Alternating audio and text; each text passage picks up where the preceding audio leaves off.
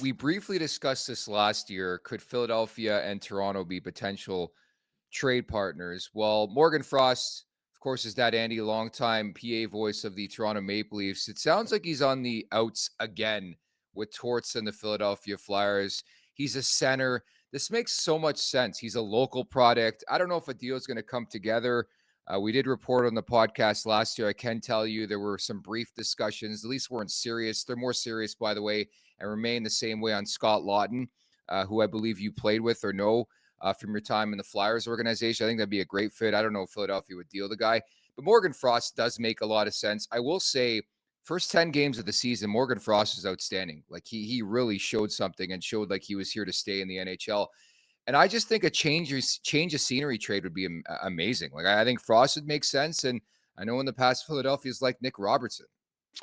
Yeah, sometimes that's all it takes when things aren't going well. I mean, Nick Robertson is, he's a pretty darn good hockey player. He's just not able in the situation that he's in to produce in the ways that he is designed to produce as a goal scorer and as a playmaker. And it's just, his numbers speak for themselves. And I think that a change of scenery could do him a lot of good. That is, if Philadelphia wants to take a look at, say, Nick Robertson for Frost. I mean, a pretty comparable guys. It's not earth-shattering news, but, you make that simple swap and all of a sudden, the seas part for one or the other guy. You hope it's the one that you receive, but a change of scenery can go a long way.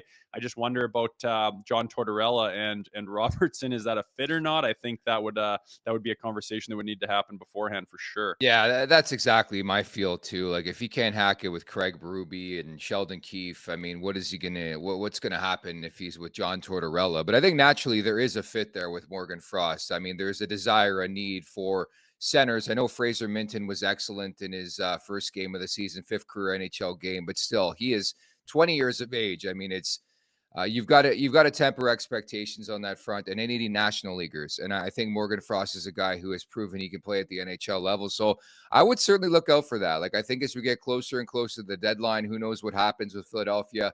They've been up and down throughout this season. Again, as I mentioned, the guy I'd really want is Scott Lawton. I think a lot of teams would be interested in that name, but to the best of my knowledge, Philadelphia probably won't put him out there. Hasn't put him out there. Has a new contract, but I do think the Flyers and the Leafs in general seem like logical trade partners, and Morgan Frost has to be atop the conversation, in my opinion. Yeah, like we said, it would make sense. It's just with these trade things, it's just, I don't know, the speculation. I've never been a guy to like speculate on this and that because it's just one of the things you're not privy to, like those conversations within the general manager's office, those private personal conversations. Hey, how you doing?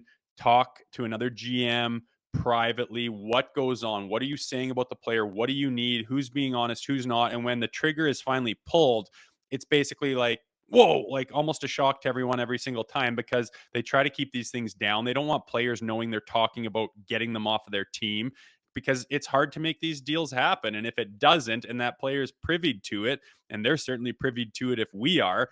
So I just don't like to speculate. It's kind of pointless because you just don't have a clue. You could talk about different suitors and who could fit what, which we're doing right now. But as far as this stuff actually happening, nobody has any idea, man. Make sure to check out more of our content right here on the Leafs Nation YouTube page. We got long form interviews, we got clips, we got epic rants by Jay Rosehill. We simply have it all. And don't forget, you can find out much more at theleafsnation.com. Thanks so much for watching.